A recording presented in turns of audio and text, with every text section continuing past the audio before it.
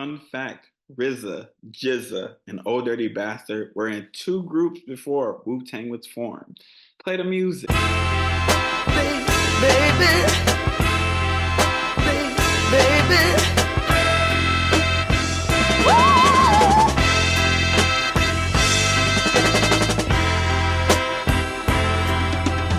Welcome to Open M.I.C. I'm your host, Jamal Radio Raheem. Now, Open M.I.C is a music podcast where you can find it anywhere that you find podcasts. And you can also watch it on YouTube if you're one of those visual people like myself. Now, today's episode, we are going to talk about the legendary group Wu-Tang. Wu-Tang. I'm going to give you my hot takes about Wu-Tang. I'm going to talk about their importance. And I'm also going to give my top 5 Wu-Tang solo albums. Without further ado, let's get it, shawty.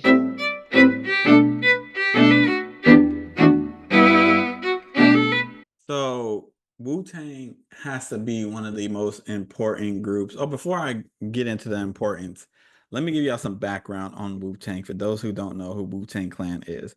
Wu-Tang is a group from Staten Island that includes Jizza, RZA, Inspector Deck, You God, Raekwon, Oh Dirty Bastard, R.I.P., Method Man, Ghostface Killer, Master Killer, and Capadonna. And they also have a whole bunch of affiliates that I'm not going to name all of them because it's way too many. Now, Wu-Tang is a collective that like blended like kung fu and hip hop. It was something like I never heard before they did that. Like I never heard kung fu and hip hop, and that's crazy because like one thing a lot of hip hop fans love and a lot of black people love is kung fu. So it's not surprising that somebody did that, but the way they did it was so incredible, so excellent, top tier, you know what I'm saying? And they are important for a lot of different reasons. One of the main reasons is the deal that RZA was able to negotiate. So RZA negotiated a deal with Loud Records that basically their work as a group is released on Loud Record, but they were free to negotiate solo deals with whoever they want. So that's why you saw like Method Man signed to like Def Jam and stuff like that. They were able to have that type of deal. And that was something that was unprecedented. It wasn't done before. And it honestly changed the way groups are done now.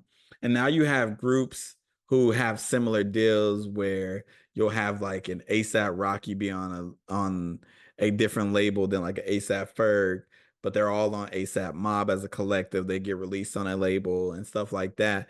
And that really changed the game because to me, to my knowledge, they are the first group to have this type of deal.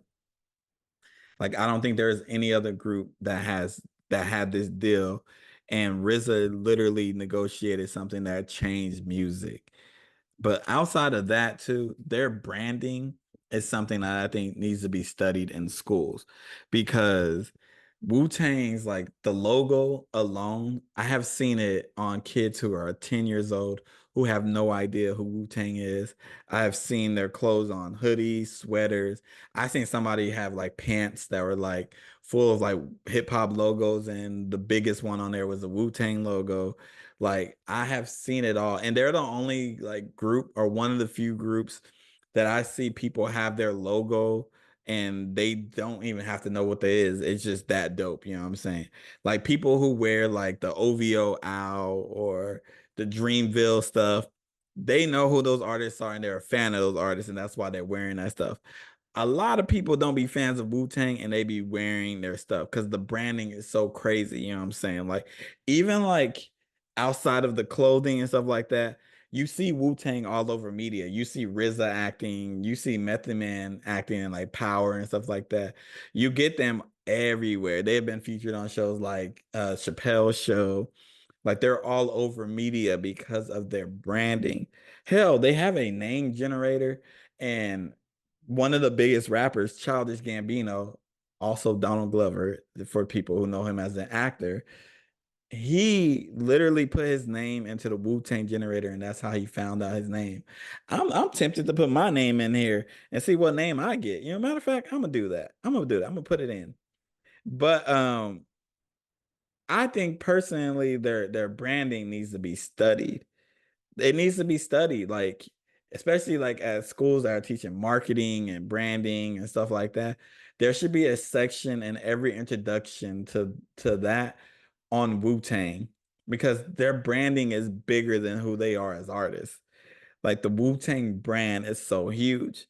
They have a whole TV show right now on not on Netflix, on Hulu, that you don't even have to know their music to watch the show. Meaning they are about to have a whole group of fans who don't even know their music because their brand is so strong. And I give RZA the credit for that. He is a visionary. He saw something that I don't know if they all saw it, but the brand of Wu-Tang is strong and needs to be studied. It needs to be studied, man. Their impact on hip hop, their impact on music is very important. And honestly, they made a lane for certain groups of people, especially black people, black kids, black young adults. Like we had the gangster rap, we had the alternative rap is what I call it, like the Tribe Called Quest. We didn't have anything like Wu-Tang. And there hasn't been anything like Wu-Tang since they came out. People have tried to duplicate it, but you cannot replicate this. They are a brand, and the brand is strong. Now, we're going to take a mini break, and then I'm going to give you my hot takes on Wu-Tang, and it might make y'all question, what do I know about hip hop? Stay tuned.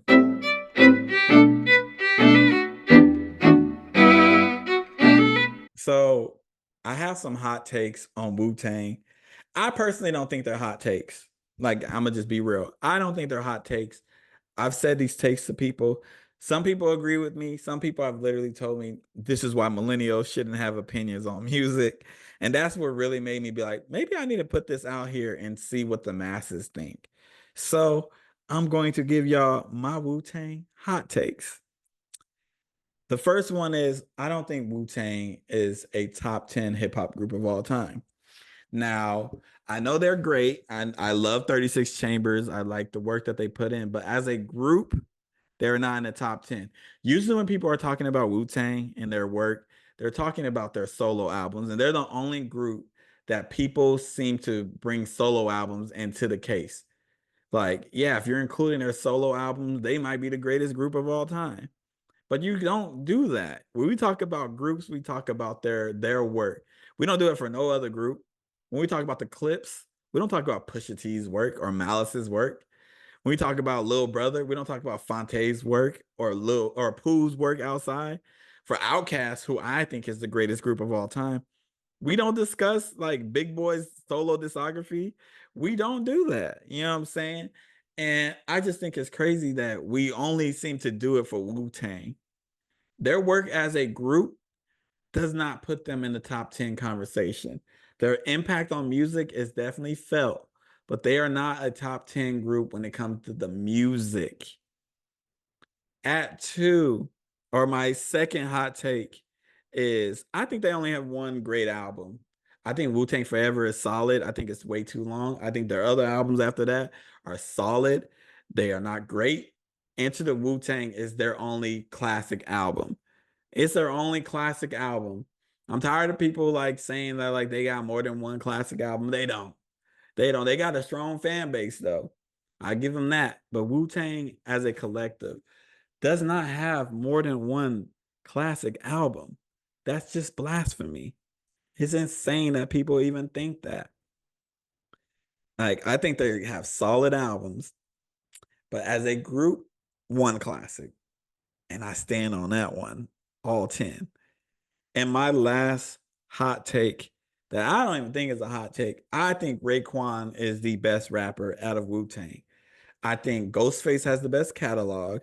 RZA's the most important. Method Man's the most popular, but I think that Raekwon is the best rapper. He's consistent. I personally think his voice is the best. I think his flow is the best. I think Raekwon is the best from Wu-Tang. And the only person that I'm willing to even have the argument as being better than him is Ghostface. And that's because of Ghostface catalog is the best.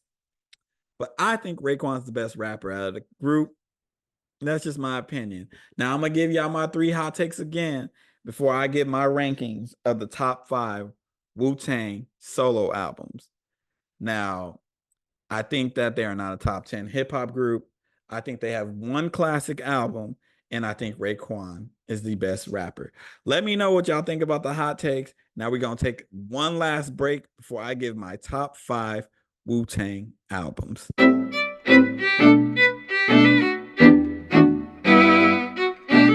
Now, Wu-Tang solo albums, this was like a hard ranking to do because I have to take my biases out of there, and that's always hard.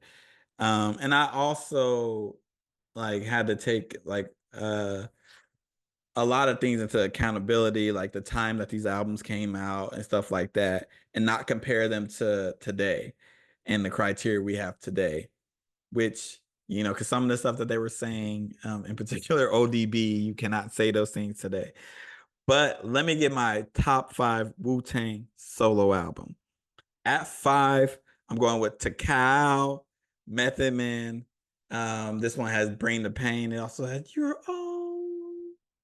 I need to get by. You hear them vocals. At 4, we're going with Return to the 36 Chambers, the dirty version. I wasn't a big fan of this album when I first heard it. In fact, I remember telling people from New York that they overrate "Oh Dirty Bastard," and that was met with some hate. Let me tell you. But I've matured, and I have even apologized to those people because when I listened to the album again and gave it another listen, I was like, I was tripping. I was tripping. You got Brooklyn Zoo on there. You got shimmy, shimmy, y'all, shimmy, y'all, shimmy. Hey. Let me hit it with a shimmy. Hey, get it, Jamal. Get it, Jamal. All right, let me stop. Let me stop. Let me stop. But I was like second listen, third listen. I was like, I was tripping. I was tripping. So at 4, Return of the 36 Chambers, the dirty version, Oh Dirty Bastard. At 3, we're going with Supreme Clientele by Ghostface. This was the first Wu-Tang solo album that I heard. So nostalgia was hard to not put this at number 1. I love this album. I don't think there's a bad song on this album. I love the production. I love everything about it. You know what I'm saying? This was my number 1 before I hit record. I'm gonna be real, be honorable, or be like honest and give y'all some like background information. I had this number 1, it's number 1 on my paper, but I had to think about it. I had to listen to some of these albums again, and I was like, okay, let me actually make my list, and that's why it's at 3. It definitely has a special place in my heart. I can see if people put this at number 1. I'm not gonna argue with y'all because I understand, but it's number 3 for me. At 2, I'm going with Liquid Swords by GZA. I didn't hear this album incomplete, I'm gonna be honest, until 2020. January 19th, 2020. I remember the exact day because it's 3 days before my ex's birthday. And that's how I remember this album. And the reason why I felt like I had to give it a listen is I'm one of them people that like to talk about music and I take it serious. And I feel like for me, I can't talk about music and all these stuff if I haven't listened to all these albums. There's still some albums that I haven't heard, but I feel like for me to have the best possible opinion that I can have, I need to listen to everything. And I try my best to listen to everything. I know I'm not going to ever get to listen to everything because there's so many albums that come out and that have came out. But when I listened to this album in full, I was like, what in the world was I doing? How did I sleep on this? Because, like, people say it's an underrated album. I don't think it's underrated because so many people talk about how great this album is. Probably the most lyrical album. GZA is probably the most lyrical out of Wu-Tang. And I enjoy this project a lot. Like, I can't wait till I go to the record store and I see this album. I might shed a tear. I might cry. There's only a few albums that made me get emotional when I found them at the record store. And this will be one of them albums that is that great. And my number 1 pick is only built for Cuban Links, Raekwon. Now, you can make a case this is a collab album between him and Ghostface. And I ain't even gonna be mad. Ghostface is on damn near every song on there. I think he's only on not on like 2 songs on there. But this one has like Criminology. You have Verbal Intercourse. I think that it with Nas is on this one and Ghostface. But you have the banger Ice Cream, which is a classic song, which is a song that I'm gonna play the hell out of this summer. Like this album is perfection. RZA's production, Raekwon and Ghostface lyricism. What more can you ask for? Like they low key should form a separate group, but just those three. I don't know what they should call themselves. Something like Gambinos or something like that. Great Gambinos or something like that. Then they should have Childish Gambino on the project. I'm just spitballing at this point. But Only Built for Cuban Links is just phenomenal, man. Like it's that project. It's that one. You know what I'm saying? I feel bad for Raekwon because when he dropped part 2 of it, I wasn't able to give it the right and proper listen. I might listen to it after this because I kept comparing it to the first one. And that one has production from like Dilla's on there, Dr. Dre's on there, Alchemist is on there, but I wasn't able to enjoy the project because I kept comparing it. And I feel like he should have named it something different. Nonetheless, though, the first one is a classic. It is the best Wu-Tang solo album, in my opinion. I'm going to give y'all my list one more time. At 5, we got Tikal. 4, you got Return of the 36 Chambers, the dirty version. You got Supreme Clientele at 3. At 2, you got Liquid Swords. And at 1, you got Only Built for Cuban Links. That's my top 5. Let me know your top 5 Wu-Tang solo albums. There's some honorable mentions. Fish Scales is on there as an honorable mention. I love that album a lot. I really wanted to put it on here. But yeah, there's some ones that I missed on this one, but I left off because I don't think I missed. I hit, you feel me? But before I get out of here, I gotta give y'all the song of the week, Cigar Smoke by Willyynova. Check it out. Feet planted, running off a slant. It's like it's double standards. What's the answer? Shorty on the road, just like a belly dancer. Place the bread into the toaster. 50 loaves, a kilo brick. Quicken loans, let's get it on. I feel like Al Capone. Motion is the motive. I came here to break the quota. No, it's Nova Scotia. Never at the bottom of the totem pole. Gotta toe the pole, cause niggas flashing like some camera phones. This has been Open Mic. I've been your host, Jamal Radio Raheem. Don't forget to like, share, subscribe, follow us. We're all over the place. You know what I'm saying? You can find this podcast everywhere again. And thank y'all for watching and putting up with my nonsense because I have to shoot this on my computer because I'm on the road. But thank y'all again for listening and watching. I will catch y'all again next Wednesday, same time. Peace out. Baby, baby, baby.